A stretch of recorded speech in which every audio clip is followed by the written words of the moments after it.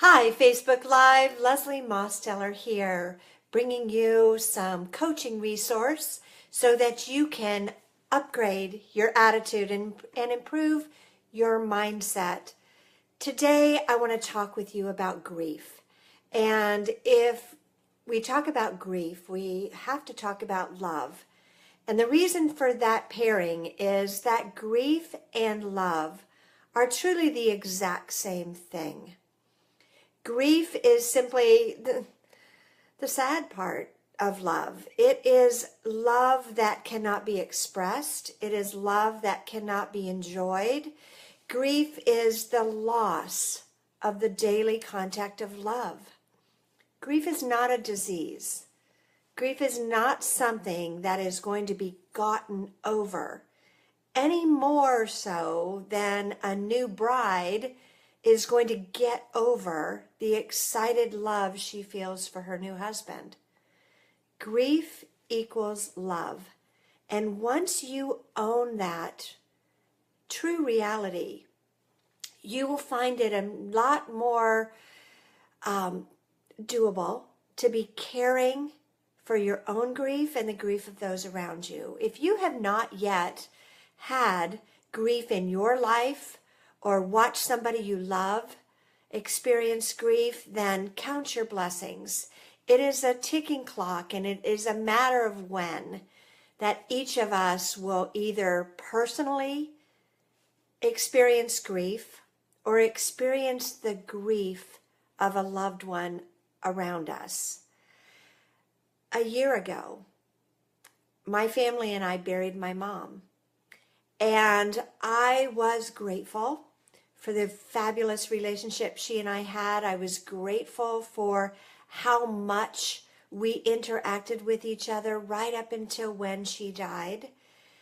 What I observed and then learned further about is she truly experienced a level of grief because of the loss of her husband that she was unable to live with.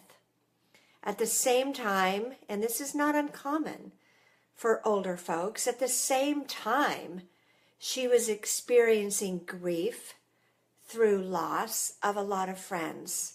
And so here's what I know. First of all, there's no such thing as too much grief. Just like there's no such thing as too much love. Hold in your mind this analogy between how much somebody who is newly and passionately in love with another person and somebody grieving, how much similarity there is. You would not tell the passionately in love person that they're loving too much, except if it's a physically or emotionally dangerous situation. But barring that minor exception, you would be joyful with them for their happiness and their love. So similarly, when someone is grieving, and that too is all about love, find a way to be joyful with them about the love that they have. You're not focusing on the loss. What you're doing instead is validating that they really had something awesome. Validating that it was real. When I observed my mother's grief over the loss of my dad, she felt lost. She felt questioning about whether this thing that she thought she had was ever even really real in the first place, because now it was gone, and it's not something that could be touched or held or felt. And now it was not something that she could experience, but it was real.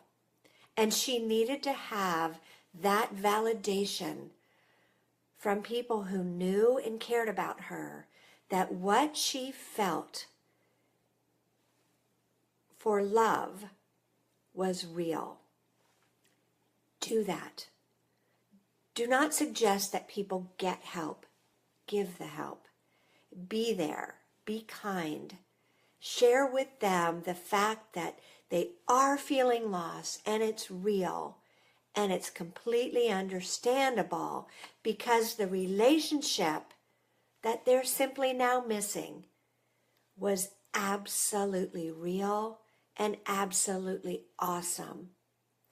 Give yourself and them the gift of talking about that relationship. It will be a kindness that you will never regret. Encourage them, be gentle, but do not push them past the love that they're now longing for. Validate them. I trust that this has been helpful to you. I invite you and I thank you for sharing this video. Grief is a messy part of life, and it is something just like sickness that we all want to turn away from because it makes us uncomfortable.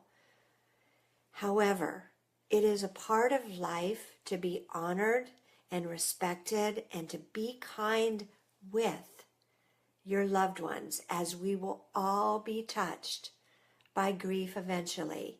I invite you and thank you to share this video so that it may be of service to others as I continue my mission to help you, to teach you, to coach you, to upgrade your mindset, to improve your perspective. As always, live joyfully. Enjoy the resources at lesliemosteller.com. They are there to serve you. We will talk soon.